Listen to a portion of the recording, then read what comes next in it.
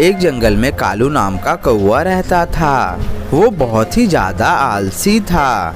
अरे सुंदरी, मुझे कुछ खाने के लिए दे दो, मुझे बहुत ज्यादा भूख लगी है। कालू कौवा बिस्तर पर लेटे लेटे ही खाना मांग रहा था। तभी उसकी पत्नी सुंदरी कौवी बहुत ही ज्यादा गुस्से में आ जाती है। अरे तुम्हें कुछ लाज शर्म है कि नहीं? तुम तो कुछ काम करते नहीं हो और पूरे दिन बस घर में बैठकर खाना खाते रहते हो। मैं हूँ इसलिए टिक गई, अगर दूसरी कोई होती ना तो कब का भाग जाती। अब बस बहुत हो गया तुम्हारा, अब मैं तंग आ गई हूँ। मैं अब जा रही हूँ अपने मायके, अब मैं तुम्हारे साथ नहीं रह सकती हूँ। अरे अरे, ये तुम क्या कह रही हो? तुम मुझे ऐसे छोड़कर नहीं जा सकती हो। मैं तुम्हारे बिना कैसे जीऊंगा? ये सब तुम्हें पहले सोचना चाहिए था। तुम्हारे साथ शादी करके तो मेरी जिंदगी ही खराब हो गई। तुम्हारे साथ ऐसे गरीबी में रहने से अच्छा है कि मैं अपने मायके में आराम से रहूं। तुम मुझे रोकने की कोशिश भी मत करना। ऐसा कहकर कौवे की पत्नी गुस्से में अपने मायके चली। अरे ये क्या हो गया? मैं क्या करूं? पहले तो मुझे कुछ खाने का इंतजाम करना होगा। और इधर एक पेड़ की डाल के ऊपर में बबलू कबूतर और बदमाश चील बैठे हुए थे। वो दोनों एक नंबर के आलसी और हमेशा दूसरों को ठगने वाले थे और रास्ते में आने जाने वाले सभी पंछियों को अपनी बातों में फंसाकर ठग लेते थे। अरे भाई, आज सुबह से तो एक भी बकरा नहीं मिला हमें। अगर ऐसा ही चलता रहा तो हमारा गुजारा कैसे होगा? चिंता मत कर भाई, हमें कोई ना कोई तो बकरा जरूर मिल जाएगा। तभी उन्हें सामने से कालू कौवा आता हुआ दिखाई देता है। वो देख भाई, हमारा बकरा। अरे अरे भैया, जरा यहाँ पर तो आओ। उसके बाद कालू कौवा उन दोनों के पास चला जाता है। अरे क्या हुआ भाई, तुमने मुझे यहाँ पर क्यों बुलाया है? अरे भाई देखो ना, मैं इस चील को कितनी देर से एक बात समझाने की कोशिश कर रहा हूँ, लेकिन ये है कि मेरी बात समझ ही नहीं पा रहा है। इसे मेरी बात झूठी लग रही है। अब आप ही इसे समझा सकते हो। ऐसी क्या बात है, बताओ मुझे। हाँ हाँ बता दूंगा, लेकिन हमारी एक शर्त है। शर्त ये है कि मैं तुम्हें वो बात बता दूंगा। अगर वो तुम्हें ये बात सच लगी तो ठीक है, अगर झूठी लगी तो तुम्हें एक अनाज की बोरी देनी होगी। ठीक है भाई, मुझे तुम्हारी शर्त मंजूर है। अब मेरी बात ध्यान से सुनो। जब मैं सुबह उठा तो मुझे बहुत जोरों की भूख लग गई, लेकिन मेरी पत्नी ने मुझे खाना देने से मना कर दिया। फिर मैंने नदी के पास जाकर एक मछली ली और जब मैं उसे खाने वाला था तभी वहाँ पर एक बदमाश चिड़ा आ गया और उसने मुझसे मछली छीन ली। तब मुझे बहुत ज़्यादा गुस्सा आ गया और मैंने उसे मार मार कर वहीं पर सुता दिया। फिर मैंने उसके पेट से मछली निकाली। फिर मैंने ऐसे मछली खाकर अपना पेट भरा।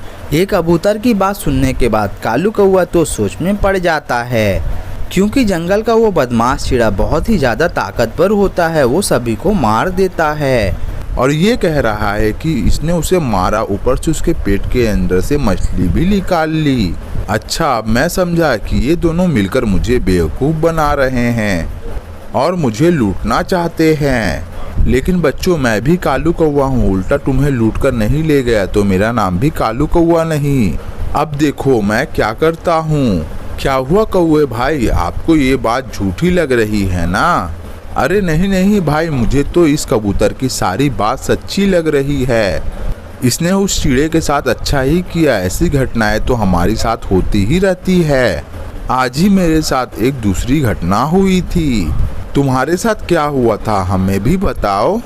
अरे ऐसे नहीं, मेरी भी एक शर्त है। अगर ये तुम्हें बात झूठी लगी तो तुम्हें जिंदगी भर अनाज की बोरी देनी होगी और एक सुंदर सी चिड़िया से मुझे शादी भी करवानी होगी। तुम्हारी ये शर्त हमें मंजूर है, आप जल्दी से बताओ। आज ही मेरी पत्नी ने बहुत ही स्वादिष्ट पकवान बनाए थे और वो कह रही थी कि मैं ये पकवान खाकर जाऊं। मुझे बहुत देर हो रही थी, इसीलिए मैंने वो पकवान नहीं खाया।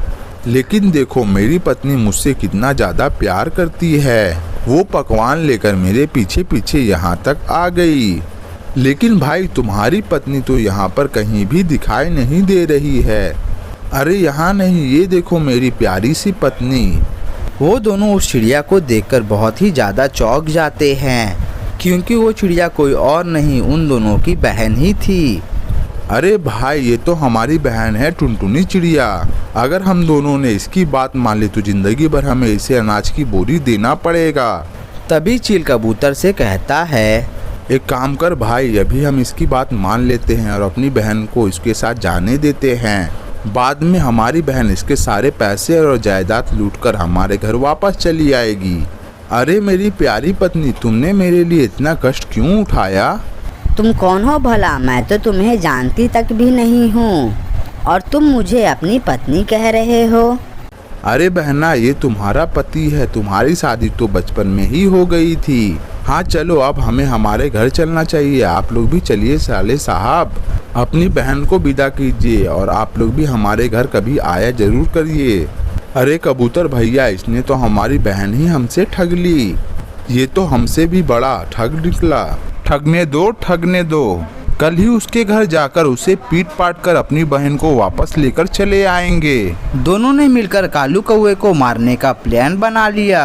अगले ही दिन दोनों कालू कौवे के घर चले जाते हैं और जाकर कालू कौवे को बहुत ज्यादा परेशान करने लगते हैं। ए कालू, चल उठ, अब हम तुम्हें नहीं छोड़ेंगे, तुझे जान से मार देंगे। उन सब की ये बातें टुनटुनी चिड़िया सुन लेती है। बस करो भैया, ये मेरे पति हैं और मैं इनके बिना अब नहीं रह सकती। अगर आपने इन्हें मारा तो मैं भी मर जाऊंगी। टुनटुनी चिड़िया की ये सब बातें सुनने के बाद वो दोनों वहाँ से चले जाते हैं। फिर टुनटुनी चिड़िया और कालू कौवा खुशी खुशी एक दूसरे के साथ रहने लगते हैं।